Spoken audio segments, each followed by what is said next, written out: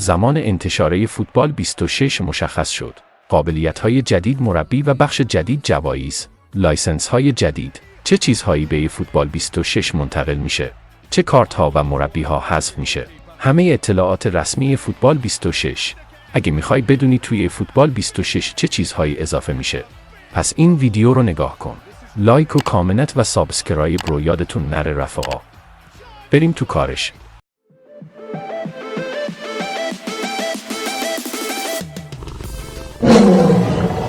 سلام رفقا، به چنل خودتون خوش آمدید. همینطور که میدونید کنامی دیروز مراسم 30 سالگی فوتبال رو برگزار کرد. توی اون مراسم اطلاعاتی جدیدی از قابلیت و زمان انتشار فوتبال 2026 منتشر کرد. کنامی دیروز از یه قابلیت جدید رونمایی کرد. کنامی گفته که قراره بخش ترجلینگ، همون لیگ گنجینه رو توی فوتبال 2026 داشته باشیم. این بخش مثل بخش مأموریت ها هست، ولی با این تفاوت که شما میتونید با یک کاربر آنلاین بازی کنید. بخش لیگ گنجینه طوریه. لیگ گنجینه مثل بازی دوز میمونه. اینجا باید با یه حریف آنلاین بازی کنیم و هر کسی که 3 تا کارت رو زودتر ردیف کنه برنده میشه. بازی دوز رو که میدونید که باید 3 تا شکل مثل هم رو به صورت عمودی یا افقی با مورب کنار هم گذاشت تا برنده شد.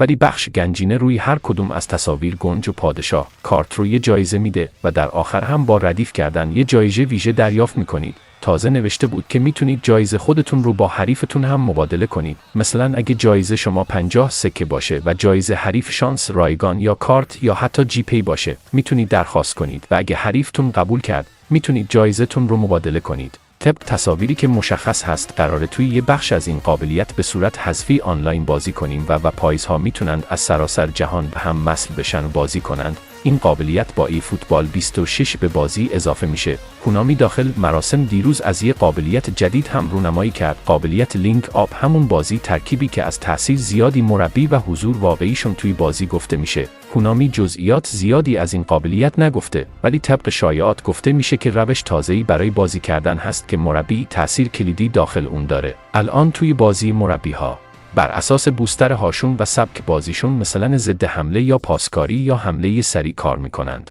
قابلیت بازی ترکیبی در الان یه ویژگی تازه هست که به ترکیب ها اومده که باعث میشه عملکرد ترکیب و بازیکنها جداگانه بهتر بشه و مربی ها مثل بازی افسی گزینه‌های تاکتیکی بیشتری دارند و بازیکنان توی تیم شما با هم رقابت میکنند و شما میتونید تنظیم کنید که 2 بازیکن با هم رقابت کنند و این باعث میشه هماهنگی اون 2 بازیکن توی بازی بیشتر بشه و تازه میتونید 2 بازیکن هم انتخاب کنید که بعد از بازی بیان و در کنار مربی مصاحبه کنند. کنامی داخل مراسم دیروز از لایسنس جدید فوتبال هم رونمایی که کنامی باهاش انتشار ویدیویی اعلام کرد که دورتموند لایسنس جدید بازی هست و قراره با لوگو و کیت واقعی توی فوتبال 26 حضور داشته باشه. تازه ورزشگاه دورتموند هم به فوتبال 26 اضافه میشه. کنامی تصاویری از پک شوتایم دورتموند هم منتشر کرد که کارت شوتایم جوب بلینگهام و مارسل سابیتزر و یان کوتو و والدمار آنتون توی این پک هستن. تازه پک باشگاهی دورتموند هم دارید که قراره به مناسبت لایسنس این تیم توی بازی داشته باشیم و به بازی اضافه بشه. کنامی قرارداد لایسنس رو با فیفا پرو تمدید کرد و قراره توی فوتبال 2026 مثل نسخه قبلی جام جهانی فوتبال داشته باشیم. کنامی دیروز گفت که قراره فوتبال 2026 اواسط ماه آگوست داخل مرداد برای کنسول و موبایل منتشر بشه و یه نظرسنجی رو ایجاد کرد و گفته که از همه پلیرهای بازی میخوایم توی این نظرسنجی شرکت کنیم. میخوایم هر بازیکنی رو که شما دوست دارید رو کارتش رو به صورت کارت بیگ تایم به بازی اضافه کنیم. یعنی میتونی اسم هر بازیکنی رو که دوست داریم بنویسیم و کنامی هر کارتی رو که بیشتر رای آورد رو کارت بیگ تایمش رو اضافه میکنه. من لینک نظرسنجی رو گذاشتم داخل کانال تلگرام که لینکش کپشن همین ویدیو هست. راستی یادتون نره که اسم بازیکن رو به صورت انگلیسی بنویسید تا اسمش ثبت بشه. اینو هم بگم که اسم اون بازیکن‌هایی رو بنویسید که کارت‌های کمی داره یا اصلا کارت بیگ تایم نداره، مثل رونالدو یا حتی علی دایی. اگه کار برای ایرانی با هم متحد بشیم و اسم علی دایی رو بنویسیم، احتمالش هست کارت بیگ تایم علی دایی به بازی بیاد. کنامی گفته که قبل از انتشار فوتبال 2026 نسخه 5.0.0 که توی اواسط آگوست همون مرداد خودمون منتشر میشه، قراره یه لایو استریم رو داشته باشیم و داخل اون لایو استریم تغییرات و قابلیت‌های بیشتری از فوتبال 26 رونمایی کنیم. کنامی توی لایو استریم فوتبال 25 تغییرات گیم پلی و قابلیت کراس پلتفرم بین کنسول و پیسی معرفی کرد. کونامی داخل مراسم 30 سالگی تصاویری هم از ای فوتبال 26 منتشر کرد که نشون میده قراره تغییرات گرافیکی بزرگی رو توی نسخه جدید برای موبایل داشته باشیم. اینطوری که مشخص هست کونامی میخواد هنوز تمرکزش روی نسخه موبایل فوتبال حفظ کنه و با یه جهش گرافیکی بزرگی توی فوتبال 26 خواهیم داشت. کونامی هم امروز اطلاعیه ای رو منتشر کرد و گفته قراره چه دستاورد و محتواهای کاربران رو به ای فوتبال 26 منتقل بشه. کونامی گفته که همه سکه ها و جی پی ها و انواع بونس ها و شانس رایگان هایی که تا اون موقع تاریخ داره و کیت ها و پروفایل هایی رو خریداری کردین یا رایگان داریم و همه بازیکن های استاندارد و اپیک و بیگ تایم و نام کاربری و همه اسکیل ها و توکن های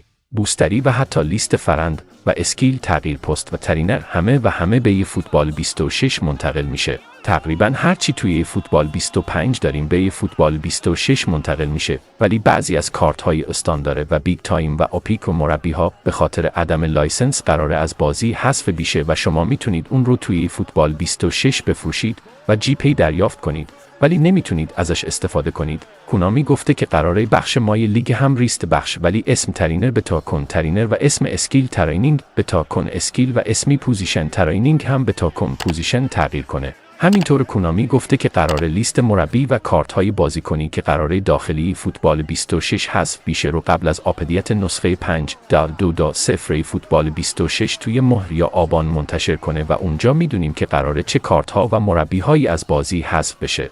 کونامی گفته که چند روز قبل از انتشار فوتبال 2026 قراره مثل هر سال بازی چند روز به بریک بره و مثل همیشه ابربریک رو داشته باشیم. توی ابربریک همون تعمیر و نگهداری داری بازی چند روز توی دسترس نیست و نمیتونم وارد بازی بشید تا از بریک خارج بشه و ای فوتبال 26 منتشر بشه. راستی اینو یادم رفت بگم که اگه اکانتتون سکه منفی خورده، سکه های منفیتون به ای فوتبال 26 منتقل میشه و همین دیگه الکی دلتون رو به کونامی خوش نکنید. تازه کونامی یه حالی داده و قراره رتینگ همه ی اکانت ای بشه و اگه رتینگ اکانتتون سی هست و نمیتونید بازی آنلاین بازی کنید توی فوتبال 26 رتینگتون ای میشه. راستی شایعه شده که کونامی قراره توی فوتبال 26 از لایسنس انحصاری بارسلونا عقب نشینی کنه و کمپانی هم میتونه ورزشگاه نیوکمپ بارسلونا رو توی FC 26 و 27 داشته باشه و کونامی کم کم قراره لایسنس انحصاری بارسلونا رو هم از دست بده. اینجوری که مشخص هست کونامی کم کم قراره قید لایسنس بارسلونا رو بزنه و به همون طراحی که از قبل از بازیکن‌ها و ورزشگاه داره بسنده کنه.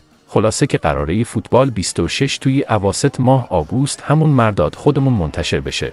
اینو یادم رفت بگم که قبل از انتشار فوتبال 2026 حتما اکانتتون رو به کونامی دی سیو کنید تا اکانتتون حذف نشه. آموزش سیو اکانت هم توی چنل یوتیوب گذاشتم، حتما اکانتتون رو سیو کنید. ممنون که این ویدیو رو نگاه کردید. لایک و کامنت و سابسکرایب رو یادتون نره رفقا. به نظرتون کونامی چه قابلیتی خفنی رو توی فوتبال 26 میاره؟